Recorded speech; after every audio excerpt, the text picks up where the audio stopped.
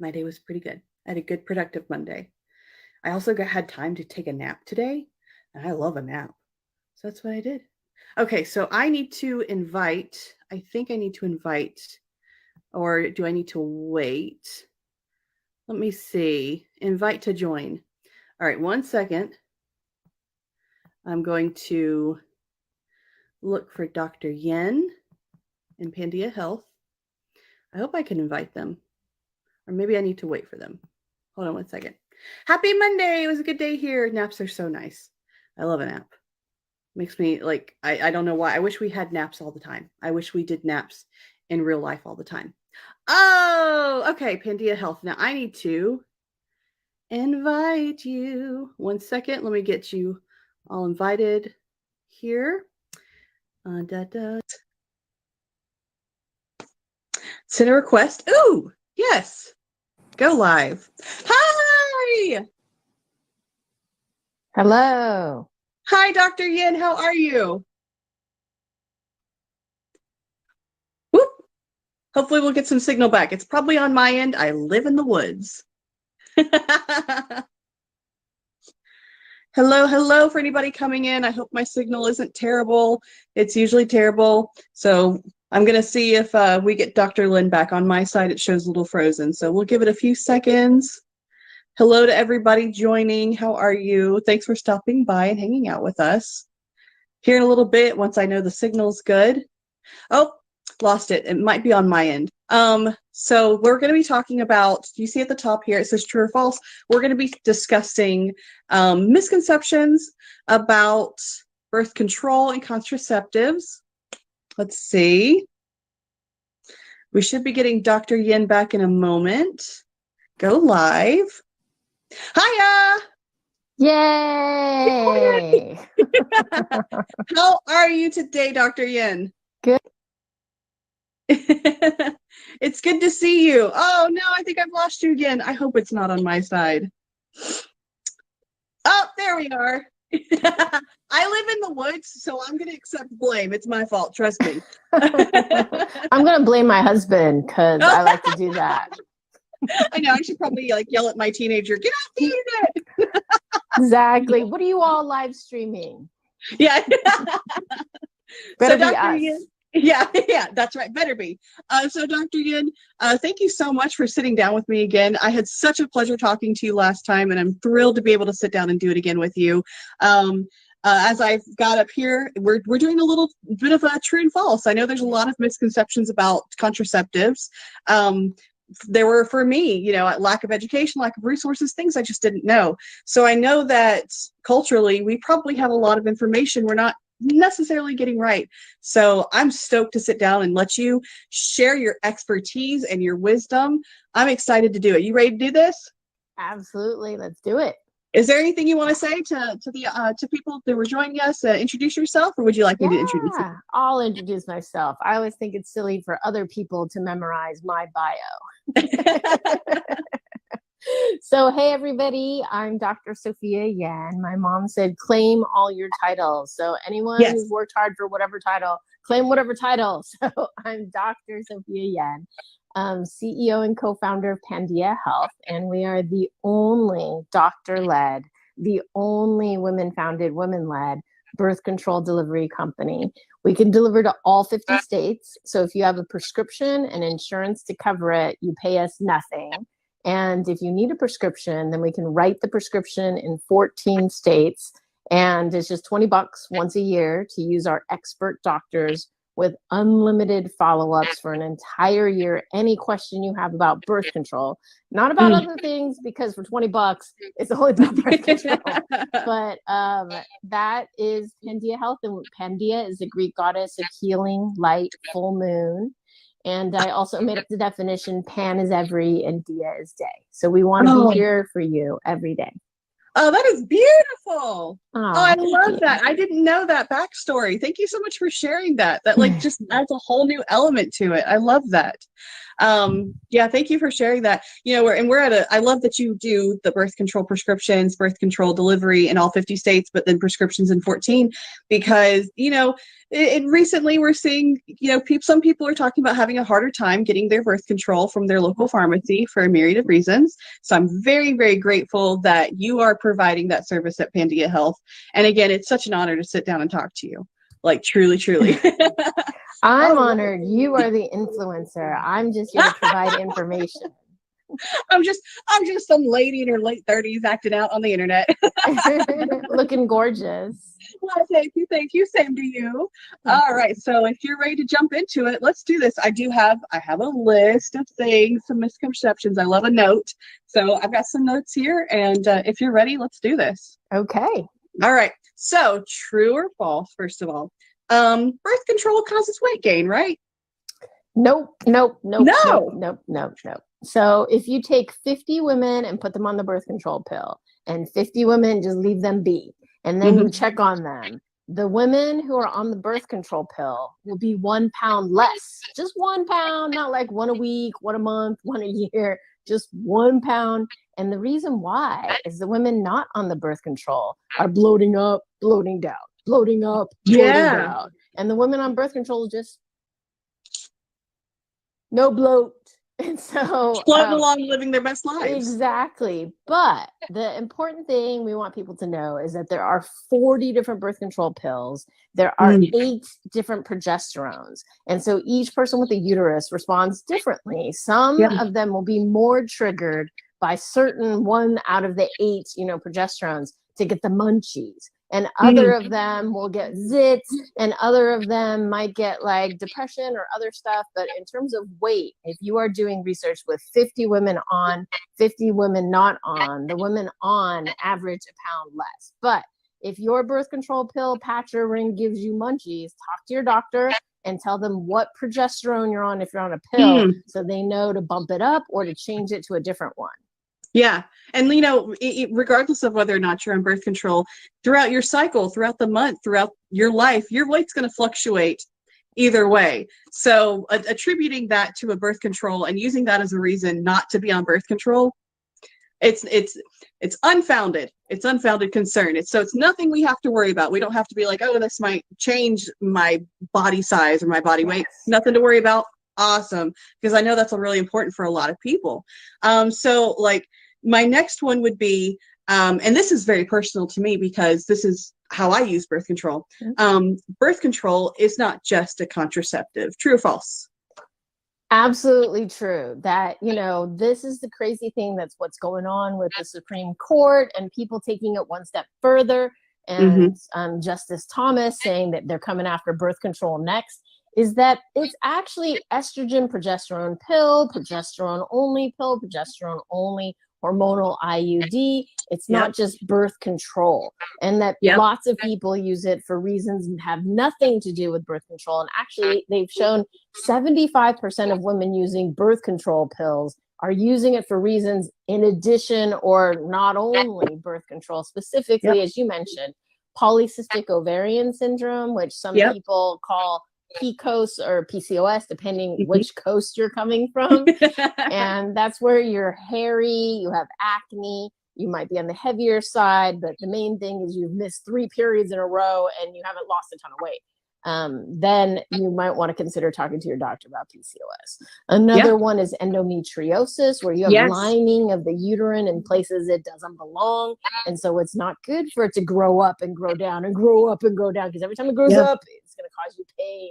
And so nice to keep a smooth hormone level, and using the birth control pill, patch, ring, IUD, implant, not for birth control, but so you avoid pain. And then the number one cause of missed school and work under the age of 25, bad, evil periods. And so that's called dysmenorrhea, or there's PMS, PMDD. So a ton of people with uteri needing this to go to work, to go to school, to function, to level the playing ground, has nothing to do with birth control. And so, as I like to say, leave medicine to doctors. Leave Absolutely. this decision between a person with the uterus and her doctor. Whatever she needs, stop playing hashtag gynotician, which is a politician who thinks they're a gynecologist. They didn't go to medical school. I didn't go to law school. I'm not telling you how to do law, but you don't tell me how to do medicine. Exactly. And that's, and as you mentioned, you know, we've talked about that. I've shared some of that. I was diagnosed with polycystic ovarian syndrome, or polycystic ovary syndrome. Sometimes I see it written different ways. And you know, I was like flabbergasted and shocked when I was told, like, yeah, what you need is birth control. That's what you're going to use, because that's going to help with those hormones. It's going to help with, you know, PCOS is it's a hormonal issue. It's an endocrine thing. And so I'm not, even if, you know, I don't want to have more children, I'm very content with, you know, the one kid I have. But even when I was trying to have more children, during those little lulls, I needed birth control because it helped me make it through the month, helped me make it through the cycle. Before I had access to it, my cycle was a nightmare. It was truly, truly awful. I was skipping periods, and then it would finally catch up to me, and it would be a nightmare. It was a horrible experience for years. And so, yeah, I wish I'd known earlier in life the many, many uses of birth control, and that it's not just, you know, oh, you don't want to have more kids. It's so much more than that. We're talking about our bodies are complex and complicated, and it's okay that we need medications, that we need science and that kind of intervention, medical intervention, to help us live our best lives. What's the point of advancing as much as we have as a species if we can't help ourselves live our best lives? And for somebody with PCOS or endometriosis or a myriad of other things, birth control, like these things, these ways to help regulate our hormones, they help us live better lives. And I just don't see how we can attach morality to that personally. My life has been made better. I'm like, if it weren't for science and medicine, my family runs blind as a bat. But we all got contact lenses, LASIK, and whatnot. I don't run bumping into walls, you know. And then my family has horrible allergies, and I take my allergy meds. Otherwise, I'd go around going, can't breathe, can't. They would be all nasty mucus everywhere. And this whole thing about horrible, painful periods. I see so many women are like, well, it runs in my family. My mom had bad, evil periods. My grandma had bad, evil periods. And I was like, yeah, but now we have technology. So please, if anyone is missing school or work, please see your doctor. The first line treatment is ibuprofen, assuming you don't have any kidney problems and you take your food. But failing that, then you might need hormonal treatment. And again, it's actually more natural to have fewer bleeds than what we're currently having. We're currently having 350 to 400 in our lives when we should only have 100. So check out my TEDx talk at the bottom of pandiahealth.com/periods optional on the science and safety of not bleeding every single month. Yes. Okay. So that leads me directly into my next true or false question is, it isn't safe to skip your period, right? So it is absolutely safe to skip your period with medication, with a doctor discussing it. Don't just go do it. So we as a medical community and as a physician, we're always like, you have to have your period every single month.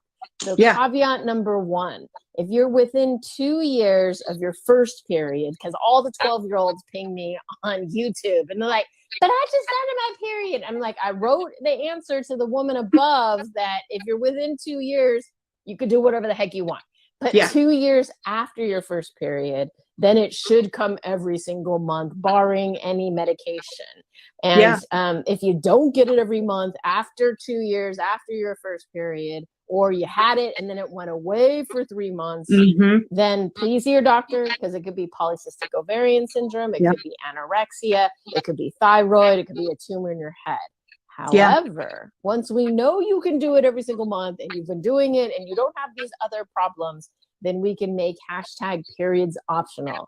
And you can do that with the pill, the patch, the ring, the IUD, the implant, the shots, not the copper IUD. Copper IUD is more blood, more cramps, but the hormonal IUD. And I like the pill simply because there's 40 different options. If you don't like one, there's another. But with the IUDs, it's all the same hormone. So either you like it or you don't. The implant only has one hormone. The ring has 2 hormones. The patch has 2 hormones. So there's different options. There's options. There's options. Yes. And so I was one of those that I started getting tipped off that, I might need to go to the doctor and talk to somebody because I was experiencing skipping periods, but it's because of the PCOS. So I remember before I got diagnosed, I remember I went like 5 months one time without a period. Wow. And that was way too long. I was just nervous and I was just used to it. You get used to these things. Cause I was like, you mentioned earlier, my mother had PCOS, but she wasn't diagnosed until she was in her 40s. And so I grew up watching her have these horrible experiences, and same thing, had a grandmother, had an aunt, my older sister, everybody had these problems. So I was like, okay, well, I guess this is just, how it's supposed to be. No, it doesn't have to be that way. We don't have to live science. like we have science. We have technology. We get to live better lives. Okay. Yes, absolutely. So another question I had, talking about the efficacy of things like birth control or in this case, emergency contraceptives, Plan B, is it always effective? So I love doing Pandia PSAs, public service announcements. And so everybody has been doing a Plan B and its generics run. So number one, I think really important for people to know the BMI limitations of Plan B. Yes. And BMI is body mass index. Just Google it. There's a CDC calendar, not calculator. And you punch in your height and your weight and it'll tell you your BMI. So what the research shows is if your BMI is 26 or greater, and that's like 66% of the US population, then Plan B starts to not work so well. And if your BMI is 30 or greater, it's as if you took nothing. So if your BMI is 30 or greater, and if your BMI is 26, again, my new campaign is #get the good stuff. So if it were me, my friend, my daughter, my patient, and that's why at Pandia Health, we always recommend the prescription emergency contraception, which is called Ella. I don't get paid by them. I'm just trying to prevent unplanned pregnancy. And in fact, I got a pack for my daughters in case, God forbid, they would ever need it. But or anybody else needs it, I got a pack here. But it's prescription only. But thanks to the Affordable Care Act, if you have insurance, no copay, no deductible for any FDA-approved birth control, which is Ella. So if your doctor writes it, it's free. And then at Pandia Health, we write in our prescription, please give the person the one with the farthest expiration date, because this is for future. This is not today. And if you walk in and your doctor didn't write that or whoever, and they give you one that expires today, it's because they thought you were going to use it today. So they wanted to get rid of it. But you can, before you leave at the counter, check the expiration date. And if it's like soon, then you'd be like, nah, can I get one that's farther away? And like, we don't have any, we have to order it. You're like, I'm not in a hurry. Go ahead, because mine expires in 18 months to 2 years. So there's time for whatever you need to happen, whatever's happening in the lives of people you care about, you're ready. And that's, we talked about this last time, but that's something I didn't even know was an option that, when you think about something like Plan B, you just sort of assume like, okay, that's, and most medications, you assume that the efficacy is going to be across the board. It's the same. And so finding out through you and through talking to you that that's just not the case, that is vital information that people need to know regardless of their size. It's good to be informed. I feel like information is the most powerful weapon we have in our arsenal. And we are best equipped to take care of ourselves and plan the kind of lives we want to have when we have that information. So thank you so much for sharing that. As somebody I identify as fat, I own that label. I'm a fat woman. As somebody who is a fat woman, making sure that I have medications that are going to work with me and my body size, it's vital, because I deserve to have a good life too. I deserve to have protection and have the option to plan my future and for my health as well, regardless of my body size. So thank you so much for sharing that. And that's Ella is what that's called. And I believe you guys have a section on your website that talks a little bit more about PCOS as well, and things like Ella. You have like your FAQ section, by the way, is stacked. Like any question I might have, I can just go on your website and like look through the FAQs and it's all there. So well done on that. Thank you. As I like to say, I live, breathe, eat, and prescribe birth control. So I'm a doctor. I'm a clinical associate professor at Stanford, but I've gone to, UCSF, MIT, and I just love talking about birth control, polycystic ovarian syndrome, women's health, making periods optional. So if you go to our YouTube, we have live videos like this. We have in Espanol. We do once a month. But if you go to Google PCOS, Pandia Health is a great article on PCOS. At the top is a video I did for Stanford on the basics of, taking care of yourself and your treatment options for PCOS. Yeah, thank you so much for that. Because so when my mom was diagnosed in her 40s, and it was the late 90s, early 2000s, at that time period, it feels like there still wasn't a lot known about polycystic ovarian syndrome or endometriosis. And so it feels like people with uteruses were just sort of like walking around in the dark, hoping that they could find a doctor who knew something about it. And so, oh my gosh, thank God for the internet, that we can now have access to the things that we need. So speaking of, we've talked about contraceptives, talked about birth control, and then we talked about Ella. And so speaking of emergency contraceptives, I think I know that there's a lot of misconceptions about what emergency contraceptives actually are and what they actually do. And so true or false, emergency contraceptives end a pregnancy? They do not. So it's so important. I think it depends what age you are, just the confusion. And I think a fun way to think about it, my friend made up Plan C. So Plan A is your first birth control thing. Plan B, which is not the best emergency contraception, Ella is better. And if it were my daughter, me sexually assaulted, and I wanted a 0.0000% chance of being impregnated by the rapist, I would run to the ER and be like, throw down a copper IUD or a hormonal IUD. So know that those are the best method. Then comes Ella, then comes Plan B and its generics, and then comes a bunch of birth control now and a bunch in 12 hours. But that's Plan B. And then Plan C is medication abortion. And so the thing is, Plan B, levonorgestrel, emergency contraception, came out at the same time as mifepristone, which is the abortion pill in the United States. And when people talk about an abortion pill, it's actually 1 pill of mifepristone and 4 pills of misoprostol a day to, 24, I think it's 24 to 72 hours after, depending, whoever, whatever. But Plan B and Ella and IUDs for emergency contraception can only be used for up to 5 days after a contraceptive accident or sexual assault. So if the condom pops, if you forgot to take your pill patch ring for 3 days in a row and you didn't have 21 days of active medicine before then, or if you were sexually assaulted, then it's emergency contraception. But if you have a positive pregnancy test, then you were talking medication abortion, which is Plan C, or mifepristone, misoprostol, or a surgical abortion. So please get the difference between emergency contraception and medication abortion. Totally different. Positive pregnancy test, totally different thing. Not 5 days after an oopsie, emergency contraception. Yeah, I think that seems to be where the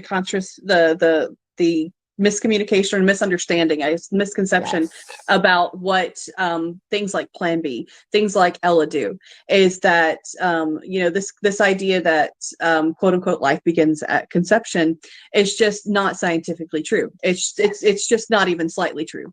And so you're not looking at the ending of a pregnancy in that time period. A pregnancy hasn't happened. That's not what's happening. That's exactly the point, is that in medicine, we don't define pregnancy when the egg and sperm hook up. We define pregnancy when the egg and sperm hook up and it sticks to the side of your uterus. And the example I give that helps people visualize this is you have a woman doing IVF and she has a ton of eggs and sperms hooked up as little embryos at UC San Francisco. But she lives in Berkeley. Is she pregnant? There are 5 embryos. The egg and sperm hooked up. No, she's not pregnant. And then she goes to UCSF, and we throw 3 to 5 embryo up there, depending how fertile she is, thinking how many going to stick. And then none of them stick. She goes home and she cries. She doesn't cry because she had 5 abortions or spontaneous abortions or miscarriages. She cries because none of them stuck, and none of them were pregnancy, and none of them could lead to the future baby that she wanted to have. And so for medicine, pregnancy does not begin until it sticks. And when it sticks is when you get that positive pregnancy test. Because then otherwise you're not making HCG, human chorionic gonadotropin, which is a test that we do for pregnancy tests. And there are so many spontaneous abortions, aka miscarriages, because your body, even if it did stick, is like, this one doesn't belong here. This one has mutations. It's just not. You know? And so I think that it should be interesting to speak of spontaneous abortions, which are miscarriages. And there is no way you can outlaw that, because that's just the body saying, no, this wasn't meant to be. Yeah. I have a rare blood type. And when I become pregnant, I have to get a shot. I have to, you know what I'm saying? And so my body actively tries to reject that sticking, what you're talking about. It actively tries to reject that. So I've been living with infertility since my early 20s. I've had 2 miscarriages, and that's because, you know, it's no fault of my own. I was just born this way. I was born with these genetics. This is what my body does. And it terrifies me to think that, you know, somebody could look at these 2 miscarriages I've had, or look at my body's inability to even stick, to even get to that point, like you're talking about, where it could become a pregnancy at a later date. It's kind of upsetting that somebody would look at that and be like, oh, well, you know, you're a murderer. You're this, you're that. Like, I'm just out here living. My body's doing what it does. I didn't force it. I didn't make a choice to exist with this body this way. But I do have a choice to plan my family. I do have a choice to listen to physicians, listen to people who are experts in their field, like you, and trust that people who know more than me know what they're talking about. And people like you know more than me, you know. In my specialty, you know more than me, and in your specialty, and in your lived life, right? Exactly. That lived experience thing really, really counts for something.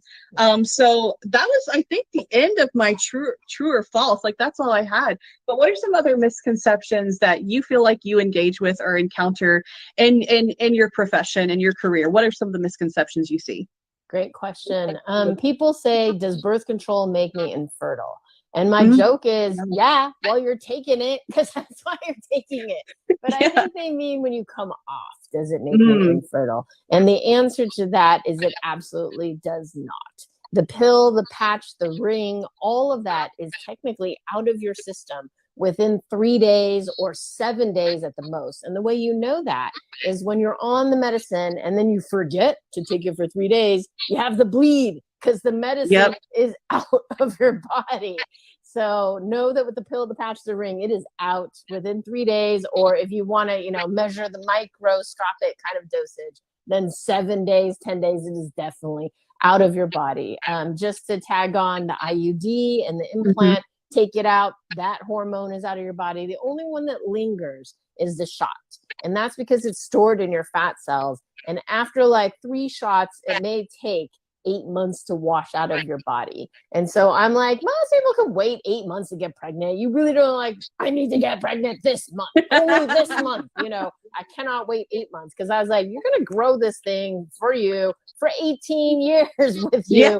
And for 9 months, I think you could wait 8 months to wash it out of your body. And then concerns about like weight gain and bone density. There are definitely these issues with different methods. Please talk to your doctor and discuss which is best for you. But anything is better than pregnant. So you're going to gain a ton of weight with pregnancy. Your bones are going to suck with pregnancy if you don't eat enough calcium. That's just part of it. So if you don't want to be pregnant, use something.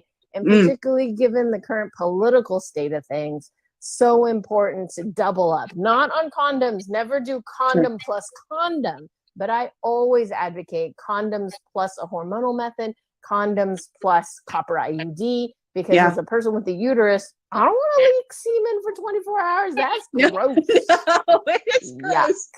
You know, I do not want to mess up my flora. I run to the bathroom and I like kegel out the semen. But Yep. even then, like, why risk It bacterial happens. vaginosis? You know, Yeah. like, so find good condoms. And again, I don't get paid, but condomdepot.com, I love them because they have a person with the penis gave it an A-. Person with the uterus gave it a B+. So Oh, I like that. That's at my nice. Stanford clinic, we picked the Yeah. one with the best rating. And that way, if I give you a good condom, then you're more likely to use it and Yeah. everybody's happy. And share with, yeah. Well, it's interesting that you mentioned that misconception about birth control use leading to infertility, because that was actually a talking point that was said to me when I was growing up. I had one of those families that was like, well, you can never go on birth control. When I was struggling with my periods as a teenager, and later found out I had PCOS, one of the talking points against going on birth control was people like my mother and my father saying, well, if you start, it could make you infertile, so, you think it's going to help you now with your periods, but, what if you want to have a baby one day? And it's like, it's wild how misinformation like that gets sort of passed down generation to generation to generation. And I was one of those kids that grew up with that. And so thank you for clarifying that. No, that's not going to happen. That's not how it works. Yes. We have to combat misinformation with the truth. And so thank you for sharing that truth. I wanted to add one more. Yeah, go. I went to Taiwan and I was giving a talk to a bunch of fertility experts. And I'm like, why am I here? I'm doing birth control. I'm trying to prevent pregnancies. I'm trying to get people pregnant. But that's exactly where I learned from the experts, the fertility specialists, that for PCOS women, the periods are so messed up, they actually put them on the pill to normalize the hormones. And they tell PCOS women, oh, you're going to take a while to get pregnant with what the normal other doctors. But the fertility doctors know, as soon as you come off the pill, that is your most crazy fertile time for a PCOS person. Yep. Because that's when it's normal, and then it just goes whack. And so like, the PCOS person coming off is like, I heard from my doctor it's going to be a hard time, so let's give it a couple tries. No, if you want to get pregnant, as soon as you come off the pill, bam, that's when you're most fertile. And they're actually using it to make people fertile. So the opposite of making people infertile while you're on it. But as soon as you come off, bam, fertile. That is exactly what happened to me. I had a miscarriage in my late teens, early 20s. And then I was on birth control for the PCOS. And I happened to lose my insurance one time because, I worked, I was in the kind of the gig economy, if you will. Yeah. And so I lost my access to birth control. And I wasn't worried about it because I'd had fertility problems for so long. And, I was like, I'm sure this birth control is not going to make a difference. And wow, no, it did. And now I have a 14-year-old. And so that misinformation that I was being fed growing up really truly ended up being exactly that, being misinformation and total misconceptions about the many uses. I harp on this because again, there's so many more uses for contraceptives, for birth control, especially in the pill form, than we realize. And it's I wish I'd had that knowledge sooner. And that's why I'm so glad we get to sit down and talk about this, because if I didn't have access to this information for so long, because sometimes you don't know what to ask. Do you experience that sometimes when you talk to people and you're educating, because you're an educator? Do you experience that sometimes where people kind of just look at you like you're blowing their mind? I like to think that when I talk to people that I'm sharing something new, and that's what excites me, right?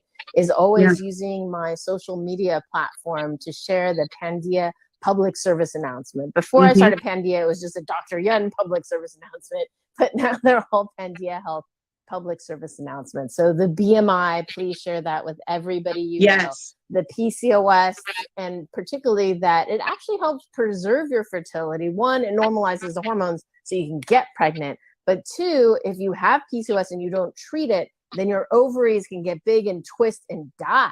And that is actually a medical emergency. When a woman comes in with lower pain, you always have to have in your mind, oh my gosh, could she have a twisted ovary? Because you only have 6 hours to save that. Same thing with a twisted testicle. But with women, it's deep inside and you don't know and you can't see anything unless you're thinking about it. And so often we have conditioned ourselves to be used to the pain. We've conditioned ourselves to not be heard. We've conditioned ourselves, or rather, I would say maybe society has conditioned us to ignore our pain. Society has conditioned us to not take ourselves seriously. So, sharing a little bit more, we've talked about the true or false, but sharing a little bit more. I've mentioned that I've talked about my mother, but something about my mom specifically when we're talking about reproductive health is that my mother was diagnosed with uterine cancer in 2015, and she was stage 4B before they caught it. So she was already, so we know the stage age, but she was so far. She was about as far as you could be. And it got to that point for a myriad of reasons. But the biggest one being is that she was so conditioned to ignore changes in her body, to ignore pain in her body, to ignore, she was having discharge changes. Oh. The signs and symptoms were there, but because, of how she had been conditioned, how she had been raised, how she continued through her life, she did not go and actually talk to a doctor until she was so far. It was already so far. And uterine cancer is really interesting because while it can become an aggressive cancer, it's one of those cancers, I learned this, that if you catch it early, if you catch it in stage 1, your chances for survival and for going into remission and those sort of things, they're so high. And if she had information, if she'd felt safe to go speak to a physician sooner, if she hadn't been conditioned to ignore her pain, ignore her discharge, ignore these changes, I believe that my mother would still be alive today. And I hate that that's a reality for so many people with uteruses living specifically in this country, is we just get used to ignoring it. We get used to being told, well, that's just normal. That's how it's supposed to be. And people have a myriad of reasons. Some people say it's because women are sinful because of Eve. They blame, they blame folklore for why we are the way we are. And I know that's not true. And that's the reason why I because of my mother's experience, it's so important that if you're having problems, if you're having changes that are sudden or abrupt, if you stop having periods, if your periods get really, really bad, if your discharge changes, if there's discomfort, if there are changes, see a doctor, talk to somebody about it. Talk to somebody about it. Get on PandiaHealth.com and do some Googling, talk to somebody, because you're not alone in this. You are not the first person to have a discharge change. And these are things we feel like we can't talk about. Like, I was raised that it was seen as impolite or immoral to discuss hormones, to discuss normal bodily functions. And we've got to shake that up. We've got to break out of that and help other people break out of that as well, because it's okay to listen to your body. It's okay to talk about your body. It's okay to talk about your body doing normal things. It's okay for me to say discharge. It's okay for me to say those things and talk about it. And the more we do, like I said earlier, we know information is the most powerful weapon you have in your arsenal to take care of yourself and take care of the people you care about. If my mother had that weapon of information in her personal arsenal, things might have been very, very different for her.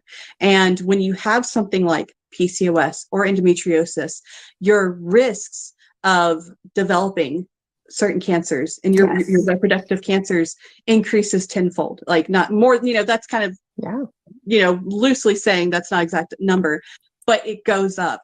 And have you had experience with that information? You're nodding along, so I know all this as well.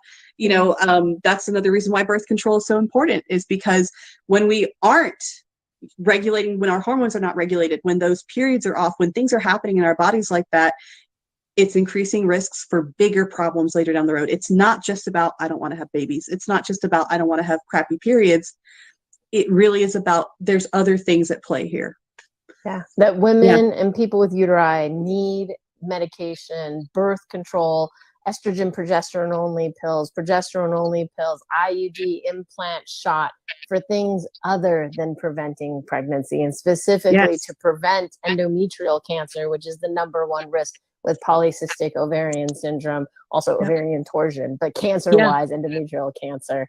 And so if you are not on any hormones and it's 2 years after your first period and you are not bleeding at least once every 3 months, but Yeah. ideally every month, please see a doctor. And if Yeah. your periods are horrible and you're missing work or school, please see a doctor. And know that, it's okay to make #periods optional. And in fact, it decreases your risk of ovarian, endometrial, and colorectal cancer, decreases your risk of anemia, and decreases landfills. So Yes. go see my TEDx talk at the bottom of pandiahealth.com/periods optional. I'll put it in the comments. Yay! So I think I think that is what I've seen so much of when we talk about periods, when we talk about hormonal changes, when we talk about birth control, contraceptives, things like that.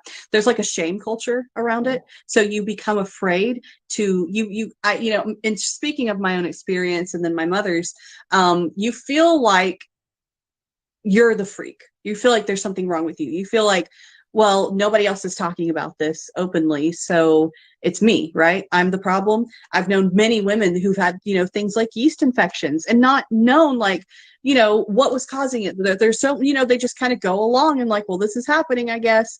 And because there's shame in talking about your reproductive health. And we've got to be done with that. We have got to be done with that. We have got to talk more openly about it. We've got to talk to our mothers about it. We've got to talk to our daughters about it. We've got our sons, our whoever in our life has a uterus deserves access to this information without the shame, because I just do not believe that shame and science can exist in the same universe. I just do not believe that. They do shouldn't exist, but they shouldn't. Exactly. And those of us with uteri have sucked it up for far too long. And the reason why my brothers are, I think, good husbands, hopefully, is because I complained all the time about my periods. Yep. And I think I've heard from you and other mothers that they leave out their menstrual products so that their sons can see. And I think society should be thankful that we have to go through this every single month unless we make #periods optional for the sake of this planet. Because without our uteri, you all can't exist. And so that's why I have my uterus necklace. And I'm like, I love your necklace. The womb. We all came from the womb. None of us escaped the womb.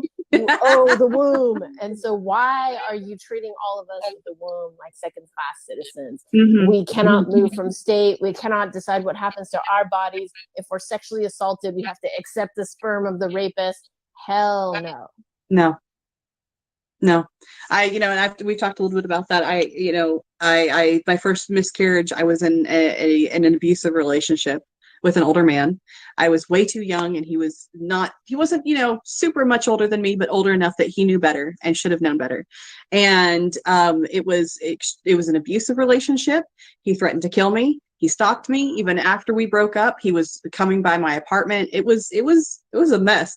I'm very thankful for my husband, because my husband had it out with him. Not really, but let him know, like, because he wouldn't listen to me. And when I had that miscarriage, I was so grateful. I was so grateful. And at that time, I was still anti-choice. At that time, I was still anti, people with uteruses, really. But when that happened, it was like, oh my gosh, I could have been stuck with this person. I could have been stuck in this situation. I've also experienced a sexual assault, and thankfully that did not result in a pregnancy. But had it resulted in a pregnancy, I would have had to, go on with my life raising a child that would not have come into the circumstances with the best start. And it would be very hard. And we talked about this last time, but I watched that happen to my mom, that I am the product of a sexual assault, and that burden that she carried with her. And she was somebody, we were talking about birth control, and when you go off of it, she was somebody who had been on birth control as well. When she was sexually assaulted, she had been on, and then she'd been off for a couple of days, and that's all it took. And for this to come about, and she was a larger woman, so when she took an emergency contraceptive, guess what? It wasn't effective. And I know people are like, well, aren't you so glad to be here? Aren't you so glad you were born? I can exist in a headspace. I have enough critical thought to exist in a headspace where I'm like, oh, I have a good life, And that's nice. That's cool. And also, wow, my mother went through something absolutely horrendous and horrible, and I do not have to be grateful she went through that. I'm not going to celebrate the pain my mother experienced and then pass down to me. And so much of it comes down to lack of information and lack of support and lack of resources. And we can, I want better for my kiddo. I want better for my kiddo's friends. We leave period products out in every single one of our bathrooms. I have a basket on the back of the toilet or like sitting right beside it. And it's got tampons and it's got pads and it's got everything you need. My teenager has condoms, like they carry around with them. They're not sexually active, but they probably have friends who are. And if something happens, they're going to be set. They're going to be that friend to be like, oh, hey, are you trying to do something? I want that for my kids. So we don't do the shame in this house. Yes. And it's such, I think parents who are still in that shame environment and that shame mentality, they have these sort of like big bad wolf concepts of what happens when you treat your children like humans and you give them and you arm them with information. They're like, oh, well, they're going to end up doing this. They're going to end up doing that. No, they're going to end up having better lives. They're more in control, more powerful lives because they get to choose and they get to help their friends choose. By arming my kiddo with information, I'm making sure that their friends, if their parents aren't talking to them about this stuff, that's okay. My kiddo is now giving accurate, factual information. It's important. We've got to cut the shame out. We've got to start having these conversations. Yes, we need to have consent. We need to have protection against sexually transmitted infections, against unplanned pregnancies, and we need to talk about what crap it is that those of us with uteri have to bleed every month. And I'm like, how did we all get through high school, college, school with blood randomly 1 week out of 4, and then for 4 to 7 days, you don't know when, and just like, I think I have a little PTSD. There's always a maxi pad tampon in my backpack, in my purse, in every bathroom, just in case, and it's just like, so I absolutely am for, free menstrual products. Wherever there's toilet paper, there should be free menstrual products. It's just about dignity. Absolutely. And if you don't give it to me, I'm going to take your toilet paper and turn it into a pad or and we're going to make it work. Yeah, but it's not going to be pretty when it falls on the ground. Which has happened, I think, to many of us. Yes, I feel like pretty much all of us who have had periods, since our adolescence, I think we all have like that horror story about being in a public place. And especially when you're younger, you're going into a public place like a mall. I remember going into a mall when I was like 14 and starting my period, and everything's locked behind, a box that you have to have quarters for. And just rolling up the toilet paper. That just should not be. We are far too advanced in our society for this madness to still be happening. So just to kind of like reiterate what we were talking about, we've been doing this, true or false. So birth control causes weight gain, true or false? False. False. Birth control is not just a contraceptive. Yes, you can use birth control for so many things, and it's an estrogen progesterone pill, a progesterone only pill. It's used for PCOS, endometriosis, asthma, and having a stable hormone is good for diabetes, seizures, depression. So many things, and that the number one cause of missed school and work is bad, evil periods. So that should justify use of birth control, not for birth control, but just get to school, get to work. Live your life. It isn't safe to skip your period.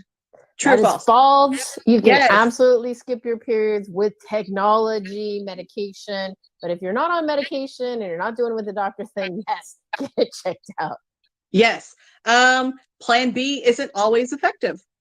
Plan B is not always effective. Better to use a permanent, or not permanent, but more effective birth control, that like the pill, the patch, the ring, or the IUD, the implant, or the shots, and that there's a weight limitation, a BMI limitation. So a lot of people are going by the weight, but that assumes you're 5'9", which I am not 5'9", but also the average American woman or person with a uterus is 5'4". So that weight thing is not so good. The research is all switched to BMI to calculate for your height and weight. Yeah. Like I'm 5'10", and so, I need a little bit more than somebody, probably who's 5'4", Yes. Last but not least, emergency contraceptive ends a pregnancy. Emergency contraception does not end a pregnancy. It's for use within 5 days after an oopsie. And as I like to say, if the condom pops at 3 a.m., I want that medicine in the person with the uterus's mouth at 3:10. I do not want any cuddling, waiting till the morning after, or waiting 5 days, because I did say 5 days. The 5 days is for your friend who shows up on day 3 and is like, oh my God, the condom popped. And you're like, oh, here, take this emergency contraception. But everybody else, 3 a.m., 3:10 in the mouth to prevent unplanned pregnancy. But also, not if you have a positive pregnancy test and you take Plan Venus generics, nothing will happen. If you take Ella, nothing has been shown to happen if you have a positive pregnancy test. Just a waste of money. If you need to terminate a pregnancy, you need medication abortion, and a great website is plancpills.org. It's a nonprofit. I know the founder. I absolutely trust her. She's vetted all of the companies that are on there. You put in your state, it tells you what you can do, and there's a legal hotline and a medical hotline if there's any questions. So plancpills.org. Yes. I need to put that in my links in my bio. Yes. So thank you so much for sitting down and talking with us about these misconceptions. Again, as we've got to know each other, you've heard my story that I am a poster child for misinformation and untruths in regards to our reproductive health. And it really, I feel like people don't understand how hard it is to get into adulthood and then look back and realize, oh man, there's so much. I didn't have to be living this way. I didn't have to be breaking down in my school bathroom and hunched over a toilet vomiting because I'm in so much pain. I didn't have to go through being dehydrated and being anemic and then go through missing periods and not knowing it. I remember, again, because of misinformation, I remember missing periods for the first time, and I hadn't even had sex yet. And I was just like, I couldn't be pregnant, could I? Like, that is just wild. But there's so many people like me who grew up in those environments and are now growing up in environments that are very anti-science. And the damage it can cause you long term, not just to your physical body, but to your mental well-being, being locked out of information about how your body works and being shamed about how your body works. I remember having extremely heavy periods and people like the men in my family shaming me for that and making me feel like the body was dirty, the female body, the organs and things like that, or they're wrong. Your reproductive organs are somehow make you dirty, wrong. There's so much mental turmoil that comes from acting like there's something wrong with our bodies for doing what our bodies are built to do. There's no shame in a period. There's no shame in birth control. There's no shame in an emergency contraceptive, and there's no shame in an abortion. These are just choices that we get to make because we deserve to have good lives. We do deserve that, regardless of the environment we grew up in, regardless of who we are, regardless, if I will give somebody this same information, even if they're like, well, I don't agree with you and your beliefs, and I think that, that's fine. I'm still going to give you this information because you still deserve to know the truth and you still deserve to have a good life, period. That's so big-hearted of you. I too believe in lots of information, and that, exactly as you said, information is power, and information doesn't result in crazy wild sex. It results in preventing unplanned pregnancy, preventing sexually transmitted infections, and hopefully with consent discussions, preventing some sexual assaults. Absolutely. Well, Dr. Yin, thank you, Dr. Sophia Yin, thank you so much again for sitting down with me. I truly am honored I get to have a conversation with somebody who is in your field, who is a professional like you and who knows what she's about. I respect you so much. So yeah, thank you for helping us break down these misconceptions about contraceptives, about our bodies. You are playing a vital role in helping undo shame culture. And from somebody who grew up in it, I really appreciate you and the work you've done founding Pandia Health and leading your team over there. Truly, truly. Thank you. I had a great time, and I appreciate everybody that came and watched us today, and I hope people will share us with anybody who missed us. Yes, yes, please feel free to share. I'm going to try to save this so that it can be watched later and I'll be able to post it. Yay! So yeah, well, thank you so much again, Dr. Yin. Is there anything else you want to say? Anything else you want to plug that I might have missed out on? Just pandiahealth.com. Check us out on all the socials. Check out our YouTube, our website with a ton of frequently asked questions. Yeah. And again, we're the only doctor-led, the only women-founded, women-led. We can deliver to all 50 states, and we can write the prescription in 14. And if we can't write in your state, we encourage birth control tourism. So if you're going to visit one of the 14 states, just go. Make sure you have a blood pressure within the past year that you can write down, and then pay $20, and then we can ship to all 50 states. Excellent. Excellent. Thank you so much. You're going to save lives. Truly. You really are. So yes, thank you so much, Dr. Jens. Thank you for creating Pandia Health. And thank you for letting us sit down and have this conversation. Anytime. I'm happy to chat. Yay, thank you. Well, thank you all for joining us and watching and joining along. I have seen your comments coming in, but when I'm talking to Dr. Sophia, I just want to be zeroed in on her. But I did see your comments coming in. Thank you for joining us. Thank you for sharing information, and feel free to share this live and let other people know, hey, we're ending shame culture. We're done with that. We're talking information. We're done. We're done. We're moving forward. Well, again, thank you, Dr. Yin. It was so good to talk to you, and I hope to talk to you soon. Yes. Bye. Bye.